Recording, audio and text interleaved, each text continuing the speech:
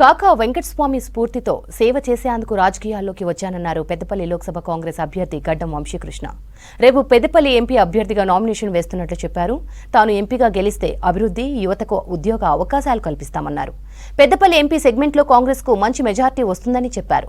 రాష్ట్ర సర్కార్ సహకారంతో సింగరేణిని మరింత అభివృద్ధి చేస్తానంటున్న గడ్డం వంశీకృష్ణతో Sagar face to face. Lok Sabha ఎన్నికల సమరం మొదలైంది. ఈ రోజు నుంచి ఎన్నికల నామినేషన్ పర్వం స్టార్ట్ అయింది. నెల రోజుల నుంచి పెద్దపల్లి పార్లమెంట్ అభ్యర్థి గడ్డం వంశీకృష్ణ నియోజకవర్గంలో పర్యటిస్తున్నారు. ప్రస్తుతం మనతో పాటు ఉన్నారు. వారిని అడిగి తెలుసుకుందాం ఎప్పుడు నామినేషన్ వేస్తున్నారని. సార్ నమస్తే సార్, నామినేషన్ ఎప్పుడు వేస్తున్నారు? నామినేషన్ ఫస్ట్ సెట్ రేపు 19th తారీఖు వేస్తున్నాము, మంచి రోజు అని చెప్పి పెద్దపల్లిలో ఎమ్మెల్యే గారితో పాటు. నెల రోజుల నుంచి పార్లమెంట్ నియోజకవర్గంలో పర్యటిస్తున్నారు. ఏ సమస్యలు మీ దృష్టికి వచ్చాయి? యాక్చువల్లీ ఆల్మోస్ట్ 10 సంవత్సరాలు 20 సంవత్సరాలు వెనుకబడిపోయినట్టు ఉందండి. యాక్చువల్లీ పెద్దపల్లి ప్రాంతం చూసుకుంటే తెలంగాణ ఉద్యమం బేస్ పెద్దపల్లి నుంచి స్టార్ట్ అయింది.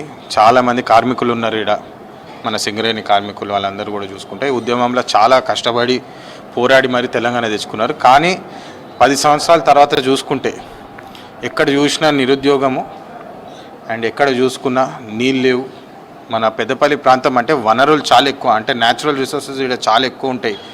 కానీ మీరు మన లివింగ్ కండిషన్స్ చూసుకుంటే, ఇక్కడ ఉన్న ప్రజల లివింగ్ కండిషన్స్ చూసుకుంటే ఆల్మోస్ట్ 20-30 సంవత్సరాలు వెనుకబడిపోయినట్టు ఉన్నది. ఇప్పుడు కూడా టాయిలెట్లు కూడా లేవు. ఈ పరిస్థితి, ఈ పాయింట్స్ మీద ఫస్ట్ ఫోకస్ పెట్టి living standards, basic living standards ఏదైతే ఉన్నాయో అవి పెంచడానికి ప్రయత్నిస్తాము. Second point, most important point, ఉద్యోగాలు. ఏదైతే ఈ ప్రాంతంలో ఉద్యోగాలు వస్తాయి, తెలంగాణ వస్తే మన ఉద్యోగాలు వస్తాయని చెప్పి ఏదైతే అబద్ధాలు ఆడినరో టీఆర్ఎస్ ప్రభుత్వం, 1500 మంది ప్రాణ బలిదానాలు చేసి వాళ్ళ శవాల మీద కేసీఆర్ కూర్చున్నాడు. అది అడ్రస్ చేసేది ఉంది. అది ఇప్పుడు ఆ అబద్ధం ఏదైతే ఇంటింటికి ఒక ఉద్యోగం అని అన్నాడో, ఏదైతే అబద్ధం ఆడిండో, ఖచ్చితంగా పోరాడి పెద్దపల్లి ప్రాంతానికి న్యాయం చేసే విధంగా వర్క్ చేస్తామని చెప్పి. సార్, ముఖ్యంగా పెద్దపల్లి పార్లమెంట్ పరిధిలో సింగరేణి కార్మికులు ఎక్కువగా ఉంటారు. మీ తాతగారు అప్పుడు సింగరేణి, అప్పుల్లో ఉన్న సింగరేణిని రక్షించారు.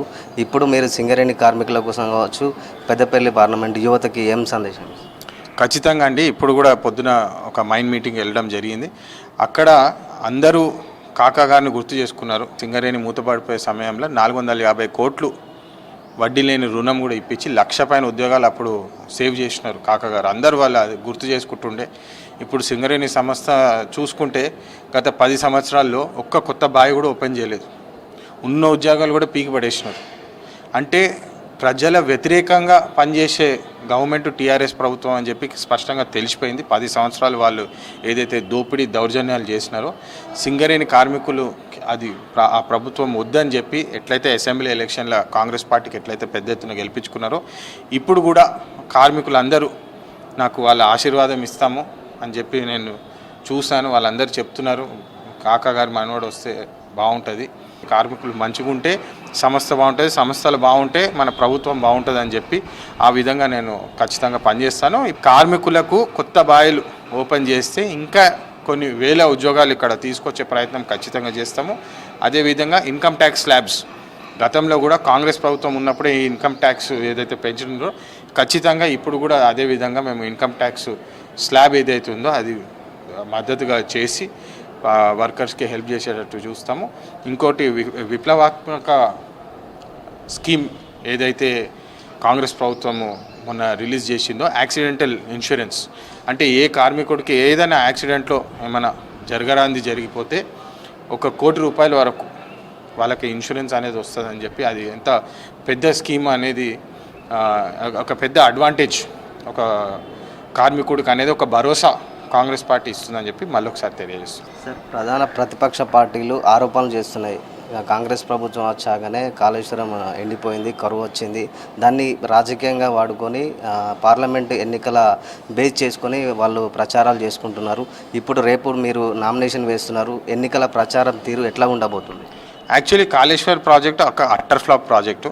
వాళ్ళు అది సహించలేకపోతున్నారు, బయట పడిపోయిందని చెప్పి. వాళ్ళందరూ అనుకున్నారు, కేటీఆర్ పోస్ట్ కూడా పెట్టిండు, 3rd టైం హ్యాట్రిక్ వస్తుందని చెప్పి. అంత అహంకారంగా వాళ్ళ మైండ్ సెట్ ఉండేది. ప్రజలని ఉల్లు చేస్తాము, ప్రజలను ఒక పిచ్చోళ్ళని చేస్తామని చెప్పి ఏదైతే టీఆర్ఎస్ ప్రవర్తన ఉండేనో గట్టి చెంపదెబ్బ కొట్టిండ్రు కేటీఆర్కి, కేసీఆర్కి ప్రజలు.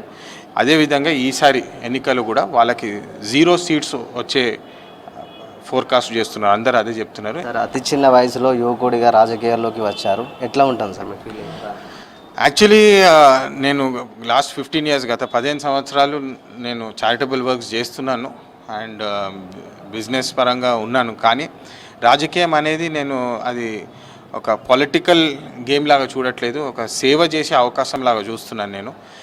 ఎందుకంటే మేము ట్రస్ట్ ద్వారా ఎంత పని చేసినా ఒక 100 మంది లేదా 1000 మందికి హెల్ప్ చేయొచ్చు. కానీ మేము ఏదైతే ఈ పాలిటిక్స్ ఏదైతే రాజకీయంగా ఏదైతే చూడొచ్చో ఒక లక్షలాది మందికి మంచి చేసే అవకాశం ఉంది. చాలామంది యువతకి నా రిక్వెస్ట్, డెఫినెట్లీ ప్రజలకి మంచి చేసే ఉద్దేశం ఉంటే ఖచ్చితంగా రావాలి. ఎందుకంటే మన దేశాన్ని మనం కాపాడుకోకపోతే ఇంకెవరు కాపాడుతారు.